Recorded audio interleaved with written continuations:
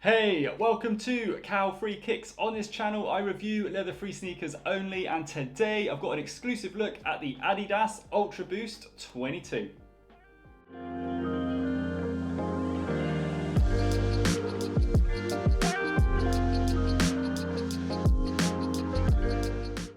If you've not seen one of my videos before, I always look into 5 different categories when I review a pair of sneakers. Then at the end of the video, I'll give these Adidas Ultra Boost 22s an overall rating out of 5 stars. If you do like what you see as we're going along, as always, do not forget to click the little thumbs up like button below on your device. And whilst you're down there, if you haven't already, please take the time to subscribe to the channel. Before I hold you up any longer, let's check out these Adidas Ultra Boost 22s on feet.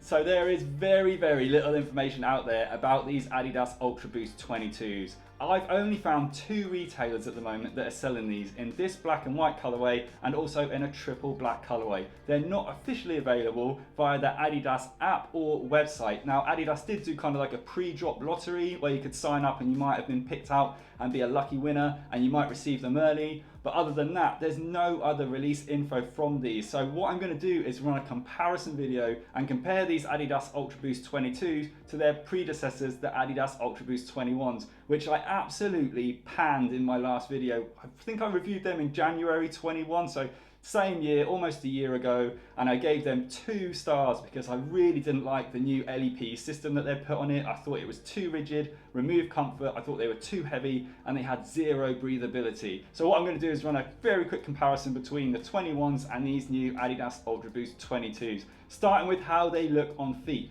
Now looks wise, you get pretty much exactly the same huge Ultra Boost midsole unit. These little sticky cushiony pellets that are all stuck together. I absolutely love the Ultra Boost midsole. Very chunky at the heel as it was with the predecessor, and then it runs off narrow towards the toe. To me it looks exactly the same setup as the Adidas Ultra Boost 21s.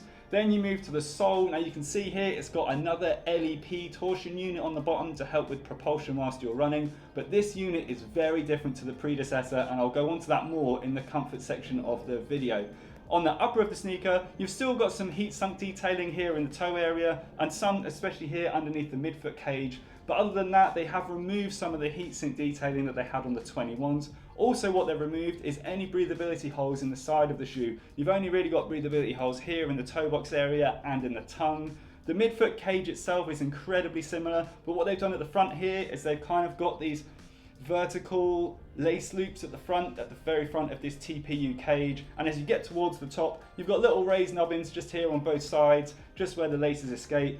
The Adidas branding on the top is more rectangular. Before it was kind of a, maybe, I don't know what type of shape, but more of a diamond shape with a square bottom. But as you move towards the heel of the shoe, I've noticed that they definitely seem to have got more of a lean towards your foot with this heel counter unit here at the back. You've still got the hardened heel cup with the Ultra Boost branding just here, but you can see here it kind of moves towards your foot more. It seemed to be straighter on the previous version. I think the upper for these is still using the Adidas Primeknit Parlay recycled plastic waist upper, which I do find very comfortable. It seems a bit lighter weight than it was on the last model. You've still got padding here around the heel cup as well. Overall, I think looks wise, what they've done mainly is made the toe box area less boxy. You can see here it runs off very flat towards the toe, almost like a pair of NMDs, and I really like that. I do think looks wise they've made them much better. Now I want to move on to their comfort. Well, I want to put them to the test on my back doorstep.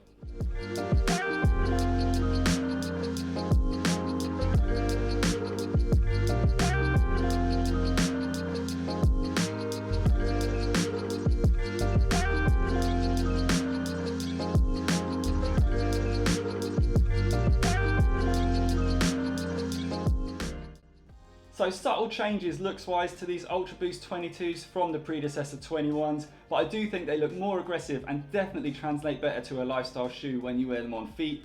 Now talking about the comfort, as you've just seen from the step test there, you do get really nice responsive bounce back from all elements of this Ultra Boost midsole. Now I had massive issues with the Ultra Boost 21s when it came to comfort, because the old LEP, now the LEP system is this new plastic plated torsion system that Adidas put on the 21s and again appears on the 22s. But on the 21s, the plastic that they used just felt cheap, and to be honest, when I put pressure on it, the system cracked under pressure, and I hardly put any pressure on it on the back step at all. Also, it was incredibly rigid. I could only flex the sneakers about this far, and that really translated to poor underfoot comfort and took away the cloud-like feel you love from the Ultra Boost midsole.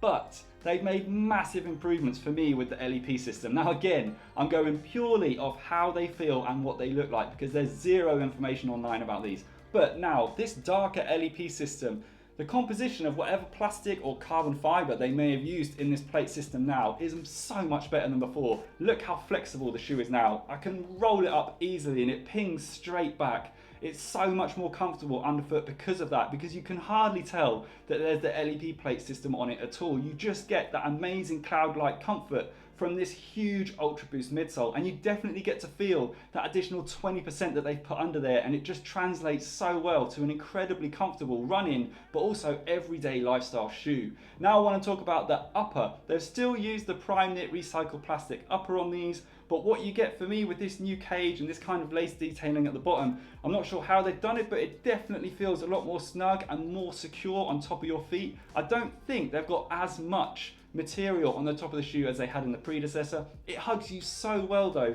and with looks wise, this heel unit here tapering in more, you feel very secure around the heel unit of the shoe as well. Overall, just a 5-star shoe when it comes to comfort now. Well done Adidas for making those improvements. Now fit wise, these Adidas Ultra Boost come up perfect for me, which is weird to say because normally you always go half a size up with Ultra Boosts or Yeezys, but for me these fit really well. Now I've got perfect length UK size 10 feet, and these do fit very well in these shoes. I've got enough room at the toe box area at the end for any movement and flex, and also my feet are slightly wider than average, but because this Primeknit upper is so forgiving and so stretchy, I didn't feel that it was tight at all across, and more than anything it felt supportive to me. And so I would normally say go half a size up with Ultra Boost, but for these I would say don't. Just go with your normal fit and see how they feel, and if they don't feel that great, send them back, get half a size up. Now I want to move on to their weight, where I want to pop them on the scales.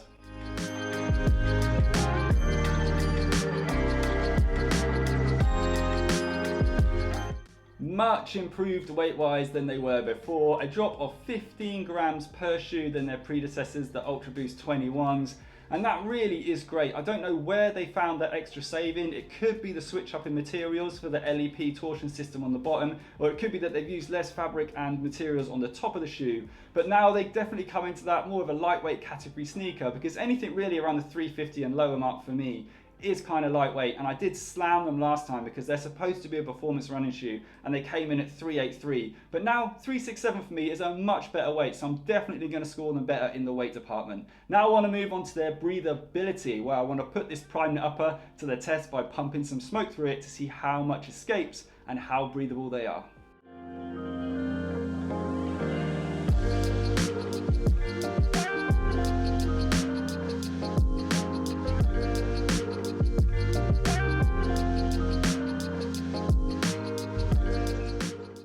So you've got these perforations in the toe box area and some in the tongue of the shoe as well. They don't really come open unless you flex your feet up, as you can see in this video here.